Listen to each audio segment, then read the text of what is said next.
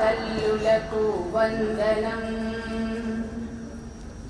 మహిళల నేతృత్వాన వెలసిన సంస్థ అక్షరయాన్ అంటూ నడిచిన వేదిక, అభిజ్ఞ భారత్ అంటూ వెలిగిన వేదిక, కలమే ఆయుధమై కవితే ఊపిరై తరతరాలకు వారధి కట్టిన ఘనత. అక్షరాల తల్లులకు వందనం, నడిచొచ్చే కావ్యాల కర్చనం.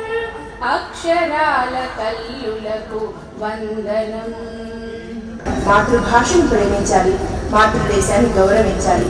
అలాగే మాతృభాషలో రచనలు చేయడానికి స్ఫూర్తి నింపిన రచయిత్రులను సత్కరించాలి అనే ఆకాంక్షతో ఉద్భవించినదే ఈ సాహితీ బతుకమ్మలకు మాతృవందన సత్కారం. 70 ఏళ్లకు పైబడ్డ రచయితలు తమ రచనలను ముందు తరాల వారికి పుస్తకాలుగా అందించారు.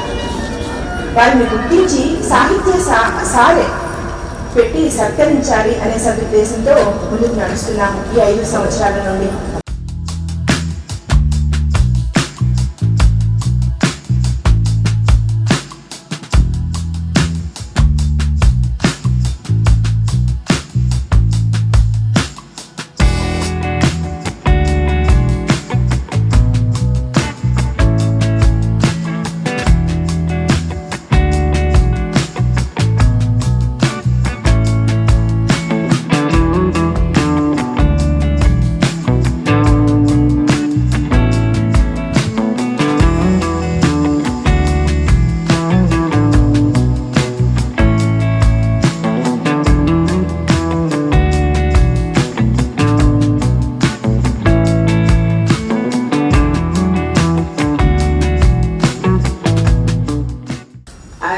ఉమెన్ ఆఫీసర్ మాకేమీ అక్షరయాన్ కొత్త కాదు. అండ్ వే బ్యాక్ మనము రాష్ట్రంలో అంటే తెలంగాణ ఏర్పడిన తర్వాత విమెన్ యొక్క సేఫ్టీ కోసము ఏం చేయాలి అని సర్టన్ ఆఫీసర్స్ గ్రూప్ ఫామ్ అయిన తర్వాత మనము తీసుకొని వెళ్ళిన ఒక విజన్ డాక్యుమెంట్ ఏదైతే ఉందో ఆ విజన్ డాక్యుమెంట్ కి అనుగుణంగా మనము మీకు అందరికీ తెలిసిన popular names like she teams, Bharosa ఇవన్నీ ఫామ్ చేసుకున్న తరుణంలో మొదటగా మాకు అసోసియేట్ అయినది Aksharayan. So I think they are very close to our heart. Not just close to our heart, I feel they are close to every women's heart of Telangana.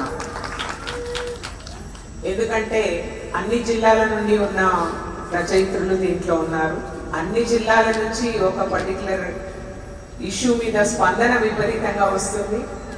And ఆ స్పందన వచ్చిన సందర్భంలో దాన్ని ఏ రకంగా కవితగా మార్చాలి, ఏ రకంగా పుస్తకంగా మార్చాలి, ఏ రకంగా కథగా మార్చాలి, మరి దాని మీద మంచి డిస్కషన్స్ అంటే వెరీ ఫ్రూట్ఫుల్ డిస్కషన్స్ అవ్వడం. ఆ ఫ్రూట్ఫుల్ డిస్కషన్స్కి అనుగుణంగా మరి ఒక కావ్య రూపంలో కానీ లేకపోతే టోటల్గా ఒక బుక్ రూపంలో కానీ ఆల్మోస్ట్ వెరీ రెగ్యులర్లీ రావడం. I think this is something which shows that మనకు సమాజం పట్ల మనకున్న అభిరుచి, అభిప్రాయం, తర్వాత సమాజం ఎలా కావాలని మనం కోరుకుంటున్నామో అదంతా కూడా it comes out only in the form of writer. Police దగ్గరికి ఎప్పుడు వస్తారంటే నా మానము, నా ప్రాణము, లేకపోతే నా ఆస్తి, ఇంకా నేను కాపాడుకోలేను అన్న పరిస్థితుల్లో మాత్రమే పోలీస్ దగ్గరికి అప్రోచ్ అవుతారు. అంటే they will be under highly stressful situation when they approach police. అలాంటప్పుడు అట్లా అప్రోచ్ అయినప్పుడు మేము ఎలా ట్రీట్ చేయాలి అన్నది ఒక పక్క అయితే, అంటే ఇప్పుడు ఒక డాక్టరు మెడిసిన్ చదువుకుంటా అండ్ ఒక specialization super specialization they know exactly how to treat a particular disease, but how should a police officer treat when somebody comes with an issue? First of all, మన దేశంలో ఉన్న literacy రేట్కి, మన దేశంలో ఉన్న understanding of legal ఫ్రేమ్వర్క్కి we should definitely say that awareness is not to such an extent. నిన్న మేము సంస్కార అన్న పేరుతో దాదాపుగా 760 మందికి లాస్ట్ 4 నెలల నుంచి పట్టుకున్న వాళ్ళు షీటింగ్స్. అంటే మఫ్టీలో ఉంటారు, ఏ బస్ స్టాప్లో మాకు హాట్స్పాట్స్ అని ఉంటాయి, అక్కడ పోయి వెయిట్ చేస్తుంటారు. రిపీటెడ్గా వాళ్ళు విమెన్ని పబ్లిక్ ప్లేసెస్లో హరాస్ చేసే వాళ్ళని పట్టుకుంటారు. పట్టుకున్న తర్వాత వెరీ కామన్ ఏంటంటే ఆల్ మైనర్స్ యొక్క మైనర్స్ అయితే పేరెంట్స్తో పాటు పిలుస్తాము. వాళ్ళు ఏం చెప్తారంటే, అరే మా అబ్బాయి అసలు అట్లా కానే కాదు, అబ్సల్యూట్లీ నాట్. ఎంబడే మనం ఏం చేయాలంటే వీడియో చూపించాలి, ఎందుకంటే మా వాళ్ళు 2-3 రోజులు వాచ్ చేస్తుంటారు కదా, అప్పుడు పోలీస్ తప్పుతారు. అట్లా ప్రతి దానికి ఎవిడెన్స్ చూపించవలసిన అవసరము పోలీసింగ్లో అనివార్యం అన్న విషయం పబ్లిక్కి రీచ్ కావాలి. Suppose morally you may be correct. ఒక మనిషి వచ్చి నా ప్లాట్ని పలానా వాడు వచ్చి అసర్వ్ చేసాడు, లేదంటే అక్కడ వచ్చి నేను కట్టుకున్న ఇంటిని కూల్ చేసాడు, లేదంటే గోడను కూల్ చేసాడంటే ఎవిడెన్స్ లేకపోతే పోలీస్ ఏం చేయలేదు. అంటే మాకు పవర్ లేదు. 100 మంది ఉంటే 50 మంది విమెన్ ఉన్నారు.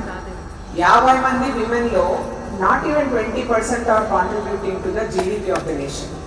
That means there is still dearth of remaining 30% coming to the mainstream and working towards making this nation rich in all the ways.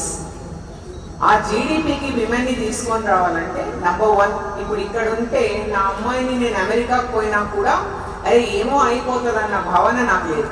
అంటే 100% the system will take care of.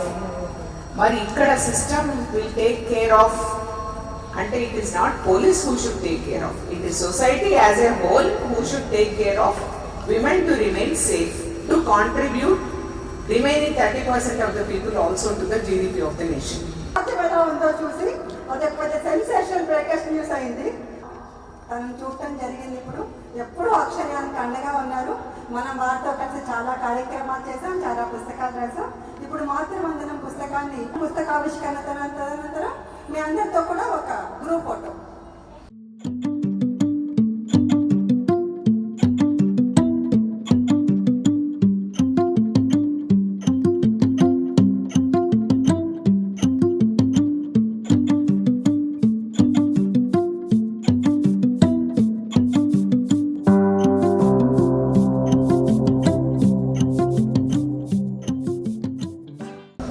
కళలను సత్కరించే కార్యక్రమాన్ని పూనుకున్నారు. చాలా ధన్యమైనటువంటి జీవితం ఇది. రెండవ వారు అభిజ్ఞ భారత ఆర్గనైజేషన్, ఈ 2 సంస్థల యొక్క ఆధ్వర్యంలో ఈ కార్యక్రమాన్ని నిర్వహణ జరుగుతుంది. కాబట్టి ఇంత మంచి కార్యక్రమాన్ని నేను అప్పటి నుంచి కూడా గమనిస్తున్నాను. అసలు ఈ కార్యక్రమం ఏమిటి అనేటువంటి ఒక విషయానికి వస్తే, సమాజంలో జరుగుతున్నటువంటి ఒక రుగ్మత, సమాజంలో ఉండేటువంటి ఒక విషయాలన్నింటి కూడా ఏకరువు పెట్టేటువంటి రీతిగా వారి కళారూపంలో ఎన్నో రచనలు చేసినటువంటి వారు ఉన్నారు. పద్యాలు రాసినటువంటి వారు ఉన్నారు, కవిత రచనలు చేసినటువంటి వారు ఉన్నారు. కాబట్టి వారి యొక్క రచన విన్న తర్వాత, ఎందుకంటే 2-3 విన్నాం కాబట్టి అవి చూసిన తర్వాత మాత్రం చూసిందా సుమతి గారు అన్నట్టుగా ఏదైనా చేయాలంటే మహిళ మాత్రమే చేయగలుగుతుంది. శ్రీలక్ష్మి మాట్లాడగానే అందరి ముఖాల్లో నవ్వు కనిపిస్తూ ఉంది. ఆమె ఒక వ్యక్తి కాదు, ఒక శక్తిగా మీ అందరికీ తెలుసు. ఆమె చదువుతోనే ఈరోజు అక్షరయాన్, ఎన్నో సంవత్సరాలుగా నాకు అక్షరాలతో ఒక అవినాభావమైన బంధం ఉంది. ఎన్నో కార్యక్రమాలు వాళ్ళు చేయడం, నేను హాజరవడమే కాకుండా నేను కూడా కొన్ని కార్యక్రమాలు ఆమెకు అప్పచెప్పి కూడా చేయించడం జరిగింది. ఒక అద్భుతమైన కార్యక్రమంలో ఈరోజు మీ మధ్య ఉన్నందుకు నాకు చాలా సంతోషంగా ఉంది. సాహితీ కృషిలో విశేష కృషి చేసిన మహిళామణులు, మహిళా దిగ్గజాలు 2 తెలుగు రాష్ట్రాల్లో 1500 మందికి పైగా రచయితల్ని ఈ అక్షరాల్లో శ్రీలక్ష్మి వారి బృందం జోడించారు. చాలా గొప్ప కార్యక్రమం. మనందరము గర్వపడే కార్యక్రమం. అక్షరయాన్ సమిష్టిగా కృషి చేస్తూ మరి సమాజంలో చైతన్యాన్ని తీసుకురావడానికి, సమాజంలో మార్పు తీసుకురావడానికి ఒక వేదికగా ఇంతకాలం కృషి చేస్తూ ఉంది. సో ఈ సంస్థ ఇంకా ఎంతో ఎదగాలని మీ అందరి తరఫున నేను కూడా కోరుకుంటా ఉన్నాను. మాతృవందనం 5వ సంవత్సరం చేస్తూ ఉన్నాము. ప్రతి సంవత్సరము 70 సంవత్సరాలు పైబడి ఉన్న రచయితలకి ఎంతో గొప్ప గొప్ప రచయితలు మన ముందున్నారు. వారందరి దీవెనల కోసం ఈ కార్యక్రమం మనం జరుపుతూ ఉన్నాం ప్రతి సంవత్సరం.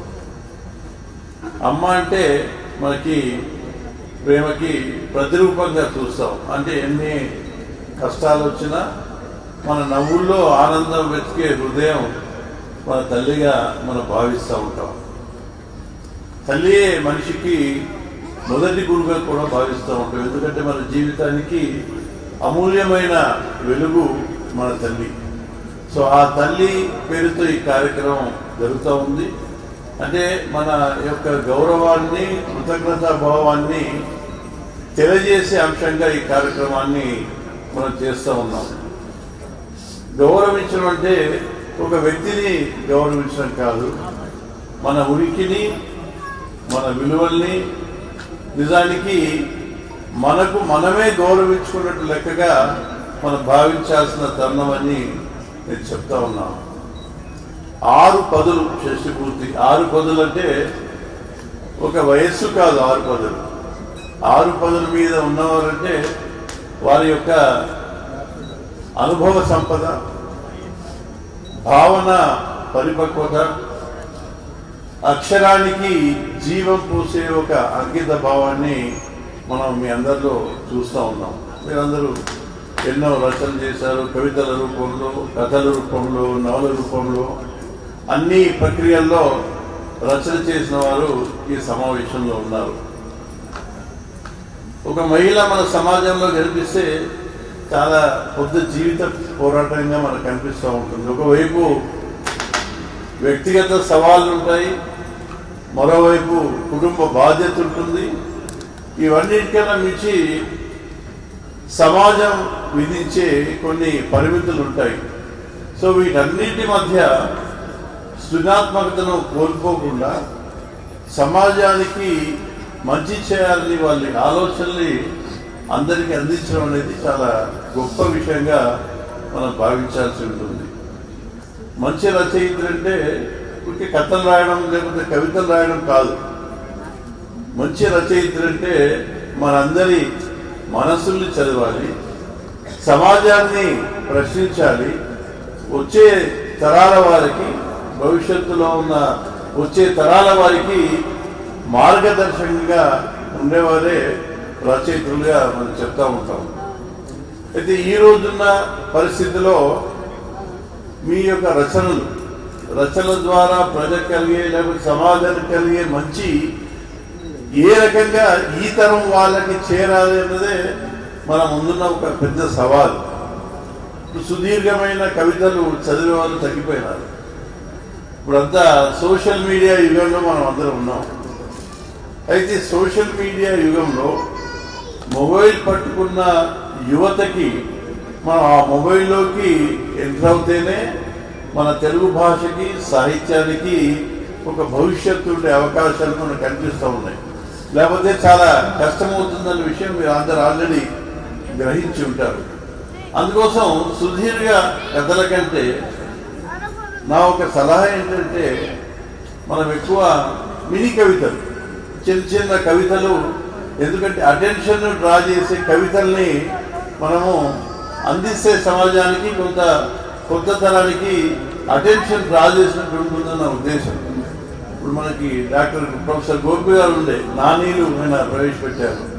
అలిశెట్టి ప్రభాకర్ అనే వ్యక్తి జస్ట్ ఒక వాక్యము లేకుంటే 2 వాక్యాల్లో మినీ కవితలు రాశారు. అంటే ఒక అటెన్షన్ డ్రా చేసే కెపాసిటీ మినీ కవితల్లో ఉంది. ఈ మినీ కవితలు మళ్ళీ సోషల్ మీడియాకి వెళ్ళాలి. సోషల్ మీడియాలో మీరు అందరూ ఏం చూస్తున్నారు? రోజు రీల్స్ చూస్తూ ఉన్నారు. ఈ మినీ కవిత రీల్ రూపంలో రావాలి, ఈ మినీ కవిత యూట్యూబ్లో షార్ట్ రూపంలో రావాలి. ఇప్పుడు చాలా పాడ్కాస్ట్ చాలా పాపులరైజ్ అవుతూ ఉన్నాయి. ఒక విషయం మీదనో, ఒక పుస్తకం మీదనో, లేకపోతే ఒక గొప్ప రచయిత మీదనో పాడ్కాస్ట్లో చర్చలు జరగాలి. మనం పాఠశాలలోకి కాలేజీలోకి వెళ్ళి విద్యార్థుల్లో చర్చలు పెట్టాలి. ఒక పుస్తకం కానీ ఒక మంచి రచయిత మీద ఏ రకంగా మనం ఈ తరంలోకి వెళ్తామనేది ఒక ఛాలెంజ్గా మనం తీసుకునాలి. ఇప్పుడంతా డిజిటల్ మీడియా వచ్చింది, ఈ బుక్స్ అని ఉంటాయి. మన బుక్స్ను ఈ బుక్స్గా మార్చి ఆన్లైన్లో పెట్టాలి. ఆడియో బుక్స్ అని ఉంటాయి, ఆ ఆడియో బుక్స్గా మన రచనల్ని ఆడియోలో పెట్టాలి. ఇవన్నీ చేస్తే తప్ప, ఆన్లైన్లో మనం ఉంటే తప్ప, మన ప్రజెన్స్ ఉంటే తప్ప కృత్రిమ మీద కూడా మీ రచనల్ని గ్రహించలేదనే వాస్తవాన్ని మనం చూడాల్సిన అవసరం ఉంది. అయితే కొన్ని బాధ్యతలు జిల్లా స్థాయిలో ఉన్న అక్షరయాన్ కార్యకర్తలు కొంత భుజస్కంధాల మీద వేసుకుని పాఠశాలల్లోకి కళాశాలల్లోకి వెళ్ళి ప్రతి సంవత్సరం కొన్ని నిర్దిష్టమైన కార్యక్రమాలు, వాళ్ళ యొక్క మనస్సుని దోచుకునే కార్యక్రమాలు సాహిత్యపరంగా మనం చేసే తెలుగు భాషకి, తెలుగు సాహిత్యానికి కొంత అర్థం పర్థము ఈ తరుణంలో కానీ ముందు వచ్చే తరాల్లో మనకు కనిపిస్తూ ఉంటుంది. దీన్ని ఒక ప్రధాన అంశంగా మనం భావించాలని నేను తెలియజేస్తా ఉన్నాను. నేను చెప్పేది ఒకటే, మనం అందరం రోజు మొబైల్స్తో చూస్తూ ఉంటాం. మీరు కానీ మీ టీన్స్ నుంచి వయస్సుతో సంబంధం లేకుండా మొబైల్ మన చేతుల్లో ఉంటుంది. మన భాష, మన సాహిత్యం, మన యొక్క భావన ఇవన్నీ ఈ మొబైల్లోకి వెళ్తేనే దానికి భవిష్యత్తు ఉంటుంది అనేది నేను చెప్పిన దానికి ఒక సమ్మరిగా నేను తెలియజేస్తా ఉన్నాను. ఇక ఒక విషయం అంటే సుమతి గారు చాలా టచ్ చేశారు సబ్జెక్టు. కొంత సున్నితమైన సబ్జెక్ట్ యాక్చువల్గా అది, కానీ అది వాస్తవంగా మనం అందరం గుర్తించాము. మీడియాలో కూడా మరి సుమతి గారు అంటే ఆ ఎపిసోడ్ ఏదైతే అండర్ కవర్ ఆపరేషన్స్ అంటారు వారి భాషలో, సుమతి గారు లా అండ్ ఆర్డర్ పర్స్పెక్టివ్లో, మన సమాజంలో ఉన్న పరిస్థితుల పర్స్పెక్టివ్లో మనం ఏ రకంగా ఆలోచిస్తున్నాము, ఏ రకంగా చట్టాలని మనం యాక్సెస్ చేయొచ్చు అన్న ఉద్దేశంతో చాలా విషయాలు మనకి కొంత అవగాహన చేశారు. కానీ ఈ విషయాన్ని మనము చదువుకున్న వారిగా, చాలామంది టీచర్స్ కూడా దీంట్లో ఉంటారు, కొంత లోతుగా వెళ్ళాల్సిన అవసరం, సమయం ఆసన్నమైందని నేను భావిస్తూ ఉన్నాను. ఈ విషయాన్ని మనం లోతుగా చూడాలంటే మనలో కాస్త నిజాయితీ ఉండాలి. నిష్పక్షపాతంగా చూస్తే కానీ లోతుగా ఈ విషయాన్ని పరిశీలించలేము. ఈ మూలం ఎక్కడుంది సమస్యకి? మనం ఏదైతే ఈ విషయాన్ని చర్చిస్తూ ఉన్నామో దీని మూలం ఎక్కడుందనే ఒక ఆలోచన చేస్తే తప్ప దీన్ని మనము ముందు తీసుకోపోలేము. ఎందుకంటే సుమతి గారి స్థాయిలో ఏం చేస్తారు, వారు అట్లాంటి వారిని గుర్తిస్తారు, వాళ్ళకి మాస్ కౌన్సిలింగ్ చేస్తారు. ఎంతమందిని గుర్తిస్తారు, ఎంతమంది కౌన్సిలింగ్ చేస్తారు, ఆ కౌన్సిలింగ్ యొక్క ప్రభావం ఏంటి మనందరికి తెలుసు. అది ఒక లిమిటెడ్గానే దాని పాత్ర కనిపిస్తుంది. కానీ సమాజం మొత్తం మీద ఒక ప్రభావం రావాలంటే మనం లోతుగా చూడాల్సిన అవసరం ఉందనే ఒక వాస్తవాన్ని మీకు తెలియజేస్తూ, మనం 21వ శతాబ్దంలో ఉన్నాము. చంద్రుడి మీదకి వెళ్ళొచ్చాము, ఇంకా మార్స్ మీదకి వెళ్ళాలనుకుంటున్నాము. ఆర్టిఫిషియల్ ఇంటెలిజెన్స్ శాసించే ఒక ప్రపంచంలో మనం ఉన్నాం. కానీ ఏదైతే నాగరికత ఉందో ఈ నాగరికత అట్టడుగున ఒక వికృతమైన సైకాలజీ మనకు అవపడతా ఉంది. మనం పితృస్వామ్య వ్యవస్థలో భాగంగా ఉన్నాం. మీరు కానీ నేను కానీ ఎవరైనా ఈ పితృస్వామ్య వ్యవస్థలో ఒక రకమైన అహంకారం కనిపిస్తూ ఉంది. అహంకారమే ఈ సమస్యకు మూలంగా మనం గుర్తించాల్సిన అవసరం ఉంది. దాన్నే సైకాలజీలో టాక్సిక్ మస్కులినిటీ అంటాం. అంటే మగవాడు నాకేంటి, నేనేమన్నా చేయొచ్చు అనే ఒక అహంకారం ఏదైతుందో వీటన్నిటికీ అది మూలంగా మనం భావించాల్సి ఉంటుంది. కానీ దీనికి కారణాలు చాలా ఉన్నాయి. అంటే మన డిఎన్ఏలోనే కొంత అంటే మీరు ఎవల్యూషన్ చదివితే, పరిణామ క్రమం చదివితే మనకు అర్థమవుతుంది. మనం మానవ పరిణామం చూసుకున్నా లేకపోతే మన నాగరికత పరిణామం చూసుకున్నా ఆ లోతుగా పరిశీలించినప్పుడు మన పెంపకం నుంచే ఈ సమస్య చూడాల్సిన అవసరం ఉంది.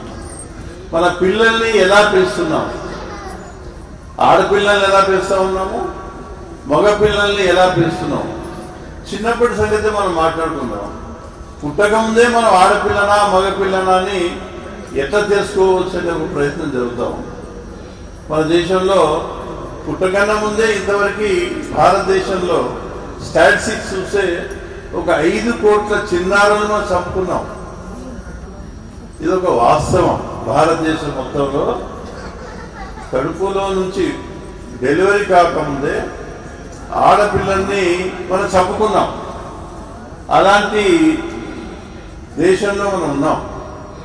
సో ఈ దౌర్భాగ్య పరిస్థితికి కారణాలని మీరందరూ మేధావులు, చదువుకున్న వాళ్ళు, శాస్త్రీయ పరంగా ఇప్పుడు చాలా న్యూరో సైన్స్ బాగా డెవలప్ అయింది, సైకాలజీ డెవలప్ అయింది, బయాలజీ డెవలప్ అయింది. వీటన్నిటిలో ఉన్న సారాంశాన్ని మనం గమనించి ఈ విషయాన్ని కాస్త లోతుగా చూసినప్పుడే మనకు ఫలితాలు వస్తాయనే ఒక భావన నాకు కలుగుతూ ఉంది.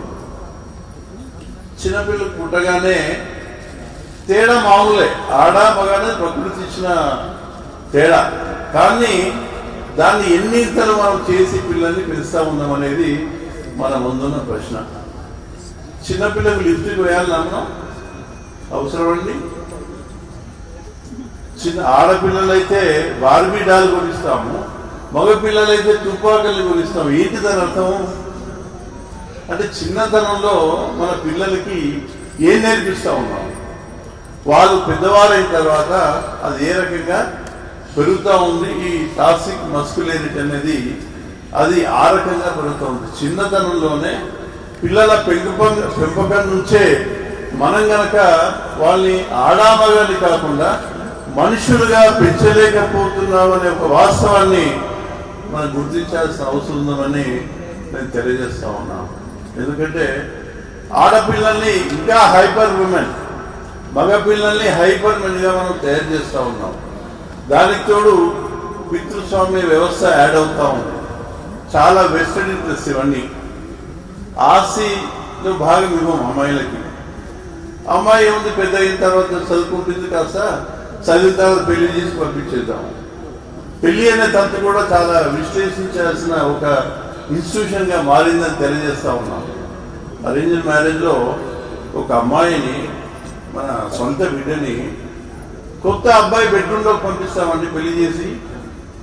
ఆ అబ్బాయి ఎవరు తెలీదు, ఆ కుటుంబం తెలీదు. అంటే మనం ఈ ఇన్స్టిట్యూషన్ ఆఫ్ మ్యారేజ్ని కూడా కొంత విశ్లేషించాల్సిన అవసరం ఉంది. అంటే ఏ రకంగా మనం అమ్మాయిని చూస్తూ ఉన్నాం. ఇది మగాళ్ళని చెప్పలేము, ఆడవాళ్ళని చెప్పలేము. పితృస్వామ్య వ్యవస్థలో ఇద్దరికీ భాగం ఉంది. ఎందుకంటే బిడ్డను పెంచేది తల్లే, బిడ్డకు నూనె పోసేది తల్లే. బిడ్డకు ఎప్పుడు పెళ్లి చేయాలి, పెళ్లి కాగానే ఇంకో సంవత్సరం పిల్లలు కావాలి. పిల్లలు కావాలనే అంటే ఆమె ఆ గూడులో మంది అయిపోతుంది. ఉద్యోగం చేసే వాళ్ళైనా ఇంకేం చేసే వాళ్ళైనా అదొక పెద్ద సవాల్. అనుకోకుండానే వయసు రాగానే 20 ఏళ్ళు దాటగానే మ్యారేజ్ ప్రెషర్ పిల్లల మీద, మగవాళ్ళు కానీ ఆడవాళ్ళు కానీ. పెళ్ళి పెళ్ళి పెళ్ళి, ఉద్యోగం ఉద్యోగం ఉద్యోగం. పెళ్లి కాగానే పిల్లలు కావాలి. పెళ్ళైన ఒక సంవత్సరంలోనే పిల్లలు, ఒక బిడ్డ, ఆడబిడ్డ అయితే మగ పిల్లవాడు కావాలి. ఈ రకంగా మనం ఆలోచించే విధానంలో మార్పు రావాల్సిన అవసరం ఉంది. అంటే ఇవన్నీ కలిపి ఈ సమస్యకి కారణమవుతున్నాం అనే విషయాన్ని మనం అందరం గ్రహించాలని చెప్తా ఉన్నాను. జెండర్ బ్యాలెన్స్ అంటారు దీన్ని. ఆడపిల్లల్ని మగపిల్లల్ని పెంచేటప్పుడు ఒక వయసు వచ్చిన తర్వాత ఎట్లాగో తేడా ఉంటుంది. కానీ చిన్నపిల్లలు ఏం తేడా ఉంటుందండి? నా 3 సంవత్సరాలు, 4 సంవత్సరాలు, 5 సంవత్సరాలు అబ్బాయి అయినా అమ్మాయి అయినా ఏం తేడా ఉంటుంది? ఆ తేడాను మనం ఎక్కువ సృష్టిస్తూ ఉన్నాం. We are manufacturing girls, we are manufacturing boys అనే ఒక వాస్తవాన్ని మనం గుర్తెరగాలి. ఎందుకు ఆడ మనిషికి ఎందుకు అన్యాయం ఇంతకాలంగా చర్చలో జరుగుతూ ఉంది? మూలం ఏంటి తెలుసా మీకు? మన నాగరికతలో వ్యవసాయం నుంచి మొదలైన సమస్య.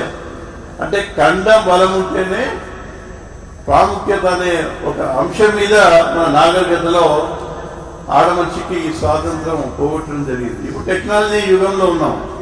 ఖండయుగం అవసరమా? ఇప్పుడు టెక్నాలజీ వచ్చింది, మషిన్స్ వచ్చాయి, ఇప్పుడు కంప్యూటర్స్ వచ్చాయి. ఖండ బలానికి అంత ఎందుకు ప్రాముఖ్యత ఇస్తున్నాం?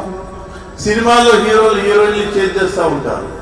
సినిమాలో 6 ప్యాక్ హీరో 0 సైజ్ హీరోయిన్ కావాలి. ఇదంతా మూలం అక్కడి నుంచే వచ్చింది. అంటే మగాడు ఆడదాన్ని వస్తువుగా చూసే ఒక కల్చర్ మనం డెవలప్ చేసాం. ఇది భారతదేశంలో ఎక్కువగా ఉంది, మిగతా దేశాల్లో ఎక్కువ లేదు. అంటే ఒక ఆడ మనిషిని మాంసకు ముద్దగా చూసే ఒక భావన చాలా బలంగా మనం పిల్లల్లో నాటుతున్నాం అనే విషయాన్ని మనం గుర్తెరగాలి. ఈ జెండర్ బ్యాలెన్స్ మనం మెయింటైన్ చేయగలిగితే మనం అన్ని చదువుతాం. విద్యా వ్యవస్థలో భాగంగా మ్యాథమెటిక్స్, జువాలజీ, హిస్టరీ అన్ని చదువుతాం. కానీ సెల్ఫ్ ఎడ్యుకేషన్ లేదు, మనకి ఇన్నర్ ఎడ్యుకేషన్ లేదు. అది చెప్పేవాళ్ళు లేరు. ఇంట్లో తల్లిదండ్రులు చెప్పాలి, లేకుంటే విద్యా వ్యవస్థలో ఉండాలి, లేకపోతే ఈ సినిమాలు, టీవీలు, ఎవ్రీ సినిమా మీరు పూర్తి గమనిస్తే majority of the films they revolve around only sex అండి. ఆ సెక్స్ ని రొమాంటిసైజ్ చేయడం మనం అలవాటు చేశాం. అబ్బాయిలుగా సపరేట్ గా పెంచడం ఒక అలవాటు చేశాం. బాయ్స్ గ్యాంగ్ గా ఉంటున్నారు స్కూళ్ళలో. వాళ్ళకు అమ్మాయిల దగ్గర పోరు, అమ్మాయిలతో మాట్లాడరు. అంటే సహజంగా మనుషులుగా మనం పెంచినప్పుడు అమ్మాయి అబ్బాయి సహజంగా మనం మాట్లాడుకునే అవకాశం ఇవ్వట్లే. ఆడపిల్లలు ఒక రకంగా పెరుగుతూ ఉన్నారు, మగపిల్లలు ఒక రకంగా పెరుగుతూ ఉన్నారు. మగపిల్లల్లో ఒక ఫ్యాంటసీ సినిమాల్లో, టీవీలో, సోషల్ మీడియాలో చూసి ఒక ఫ్యాంటసీ డెవలప్ అయిపోతుంది. రియాలిటీకి ఫ్యాంటసీకి చాలా తేడా ఉంది. సో ఈ ఫ్యాంటసీ వల్ల మగాళ్ళలో డిస్పరేషన్ ఉందో, ఆ డిస్పరేషన్ కారణంగానే every man has Animal inside. It is natural, it is biological. But ఆ ఎనిమల్ని మనము పెంచి పోషించడం వల్ల ఈ పరిస్థితులు మనకు వస్తున్నాయనే అంశాన్ని మనం గ్రహించి ఏ రకంగా మనం ముందుకెళ్తే, ఇది మనం ఆల్రెడీ తాతలం, నానీళ్ళు, తాతమ్మలం అయిపోయాం. కొత్త జనరేషన్ మనం ఉంది. ఆల్ఫా జనరేషన్ వచ్చేసింది. జెన్జీ కూడా వాళ్ళు కూడా పెద్దగా అయిపోయినారు, వాళ్ళు కూడా పెళ్లి చేసుకుంటూ ఉన్నారు. వాళ్ళలో వాళ్ళ తల్లి లేకపోతే అమ్మమ్మనే కనిపిస్తూ ఉంది. కానీ కొత్త జనరేషన్లో ఇప్పటి నుంచైనా ఈ మార్పు రాగలిగితే భవిష్యత్తులో ఈ సమస్యకి దానికదే ఒక పరిష్కారం దొరుకుతుందనే ఒక భావన నాకు ఉంది. పిల్లవాడు కానీ పిల్లగాని పుట్టిన తర్వాత దే లైక్ వైట్ స్లేట్ అండి. దాని మీద ఏ రంగులు వేస్తున్నామని మనం ఆలోచించాలి. మనం ఎలాంటి రంగులు ఆ స్లేట్ మీద వేస్తున్నాము. అమ్మాయి కానీ అబ్బాయి కానీ పుట్టిన తర్వాత ఏం ఉండదు వాళ్ళకి మనం రంగులు వేస్తా ఉన్నాం. ఆ రంగులు వేయడంలో వచ్చే తేడా మ్యాగ్నిఫై అయిపోయి, ఎగ్జాగరేట్ అయిపోయి, it is leading to discrimination of female gender in the society అనే ఒక సైకాలజీలో ఉన్న వాస్తవాన్ని మనం గ్రహించాలి. ఈ విషయాన్ని నేను ఇంతకంటే ఎక్కువ చెప్తే కూడా బాగుండదు అనుకుంటున్నాను. మనకేంటంటే ఇది మామూలే కదా, ఏదైతే జరుగుతూ ఉందో మన కళ్ళ ముందర జరుగుతూ ఉందో చూస్తూ ఉన్నామో ఇదంతా సాధారణమే కదా అనే భావన మనలో ఉంటుంది. సుమిత గారు కూడా అన్నారు, ఇది normal. It is not normal అండి, ఇట్ ఈస్ టోటల్లీ అబ్నార్మల్. అది ఏ రకంగా అబ్నార్మల్, ఎందుకు అబ్నార్మల్ అనే విషయాన్ని మనం చాలా లోతుగా చర్చిస్తే తప్ప కనీసం ఇప్పుడు కాకుండా వచ్చే తరాల్లో ఈ సమస్య కొంతవరకన్నా మనకు పరిష్కారం అవుతుంది. ఎందుకంటే అమ్మాయిలు కొంతమంది ఇప్పుడు ఎడ్యుకేషన్లో వచ్చారు, కొన్ని రంగాలకు ఎంత వచ్చినా 15-20% కన్నా దాటలేదండి. ఆమె చెప్పింది జీడిపిలో 20-30% కంటే మహిళల కాంట్రిబ్యూషన్ లేదు. ఎందుకు లేదు? దిస్ ఈజ్ ద మూలం. ఎప్పుడు చదువు మానేద్దామా, ఎప్పుడు పెళ్లి చేద్దామా, ఎప్పుడు పిల్లల్ని చూస్తామా అంటే మహిళ అంటే ఒక పిల్లలు పుట్టించే ఒక యంత్రంగా మనం మార్చేసాం సొసైటీలో. ఇది మెజారిటీ ఆఫ్ ది పాపులేషన్కి ఇది ఒక వాస్తవంగా మనం గ్రహించి ఈ విషయాన్ని మనం ఆలోచించాలని చెప్పి నేను మీ అందరికీ అప్పీల్ చేస్తూ, అబ్బాయిల్ని పెంచడం కూడా, ఇప్పుడు అబ్బాయిలు పనులు చేస్తారా, ఇంటి పనులు చేస్తారా? అబ్బాయిలు చేయరు కదా. కానీ చిన్నప్పుడు తల్లి కనుక తల్లి వంట చేస్తున్నప్పుడు, క్లీన్ చేస్తున్నప్పుడు, చిన్న పనులు చేస్తున్నప్పుడు కొడుకును కూడా చిన్న అబ్బాయిని తనతో పాటు పనులు చేయడానికి డొమెస్టిక్ కోర్స్ అంటాం, చిన్న పనులు చేయడం నేర్చుకుంటే వాళ్ళకి అలవాటు అవుతుంది. అమెరికాలో అమ్మాయి అబ్బాయిని ఏం లేదండి, అందరూ అన్ని పనులు చేస్తారు. మీ కొడుకులు చాలా మంది యూఎస్లో ఉంటారు, వాళ్ళు హోటల్లో పని చేస్తారు, కుకింగ్ చేస్తారు, సర్వింగ్ చేస్తారు, అన్నీ చేస్తారు. ఇండియాలో చేయరు, అమెరికాలో మాత్రమే చేస్తారు. సో అంటే డిగ్నిటీ ఆఫ్ లేబర్ అనేది అది చిన్నతనం నుంచే వస్తుంది. ఇప్పుడు నేను ఇంత 66 ఏళ్ళకు నేను అప్పుడు ఇంట్లో పనిచేశానా, వంట రూమ్ ఏంటో నాకు తెలుసా, ఇంటి పని తెలియదు నాకు. ఎందుకంటే ఆ రకంగా మనల్ని పెంచాం. కానీ ఈ కొత్త తరాల్లో మెల్లిమెల్లిగా తల్లులు వాళ్ళ యొక్క కిషోర వయసు అంటాం, అంటే అడోలెసెన్స్, ఆ టైంలో కూడా తల్లులు అబ్బాయిలు దగ్గర తీసి వాళ్ళ ఫీలింగ్స్, వాళ్ళలో ఉన్న సాడ్నెస్, వాళ్ళలో ఉన్న యాంగ్జైటీ ఏంది కనుక్కొని వాళ్ళకి కౌన్సిలింగ్ చేస్తూ ఉంటే పిల్లలు మారుతారు. వాళ్ళని మన మగాళ్ళలాగా పెడితే వాళ్ళు మగాళ్ళలాగానే తయారై ఇలాంటి పనులు చేస్తారు. సో తల్లి కూడా చాలా పెద్ద పాత్ర ఉంది అనే విషయాన్ని నేను తెలియజేస్తా ఉన్నాను. ఒక్కోసారి కొంతమంది తండ్రులు లిబరల్గా ఉంటారు, లిబరల్ ఉంటే తల్లులు ఒప్పుకోరు ఒక్కోసారి. అంటే ఆడదానికి ఆడదా శత్రువు అనే ఒక నానుడు ఈ రకంగానే వచ్చింది, బిడ్డ వేరు గోడలు వేరు. సో ఈ సమస్యకి మూలం తల్లి తండ్రి పెంపకము, విద్యా వ్యవస్థ, సినిమాలు, టీవీలు, సోషల్ మీడియా అన్నీ కలిపి నా ఎఫెక్ట్ ఫలితం, దాని ప్రభావం ఈ రకంగా ఒక రుగ్మత రూపంలో మన సమాజంలో కనిపిస్తూ ఉంది. సో రియల్ ఎడ్యుకేషన్ పిల్లల్లో మనకి ఇవ్వాలి. రియల్ ఎడ్యుకేషన్ అంటే మ్యాథమెటిక్స్, హిస్టరీ కాదు. సెల్ఫ్ ఎడ్యుకేషన్, ఇన్నర్ ఎడ్యుకేషన్ అన్నిటికన్నా ప్రధానం. అది ఎవరు చెప్పడం లేదు, విద్యా వ్యవస్థ లేదు, తల్లిదండ్రులు చెప్పడం లేదు. మనం ఈ రకంగా మన మనుషుల్ని తయారు చేస్తూ ఉన్నాము. పిల్లల్ని ఆడపిల్లలుగా మగపిల్లలు పెంచే బదులు మనుషులుగా పెంచడం నేర్చుకుంటే తప్ప ఈ సమస్యకి మనకి లాంగ్ టర్మ్లో ఒక పరిష్కారం లేదనే ఒక వాస్తవాన్ని నేను తెలియజేస్తూ, నేనేం సొల్యూషన్ ఇవ్వట్లేదు, నేను ఆలోచించమని కోరుతున్నాను. ఆలోచించి మీరు ఏ రకంగా రాస్తారు, కవితల రూపంలో, కథల రూపంలో, అలాంటి లిటరేచర్, సాహిత్యం నేను చూడాలనే కోరిక నాకుందని తెలియజేస్తూ సెలవు తీసుకుంటా ఉన్నాను.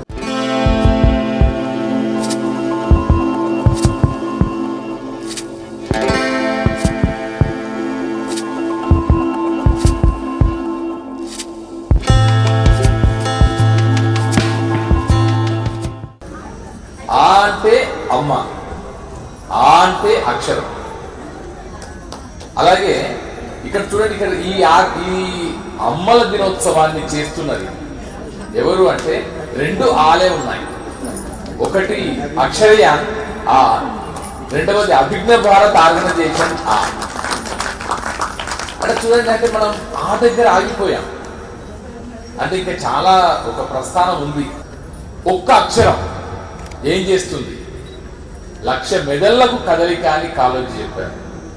ఒక అక్షరం ఏం చేస్తుంది అంటే మనలో ఆలోచన రేకెత్తిస్తుంది, మనలో చైతన్యాన్ని కలిగిస్తుంది, మనలో ఎక్కడో అంతర్గర్భితంగా అట్టడుగు పొరల్లో దాగి ఉన్న మానవత్వపు లోతుల్ని ఒక్కసారి స్పృశించి మనల్ని చైతన్యవంతం చేస్తుంది, జాగృతం చేస్తుంది, మన కర్తవ్య నిర్వహణ వైపు మనం పరిగెత్తేలా చేస్తుంది, మనను విధి నిర్వహణలో ముందుకు దూసుకెళ్లేలా ఒక ప్రోత్సాహకంగా, ఉత్సాహంగా, ఒక ఉత్ప్రేరకంగా పనిచేస్తుంది.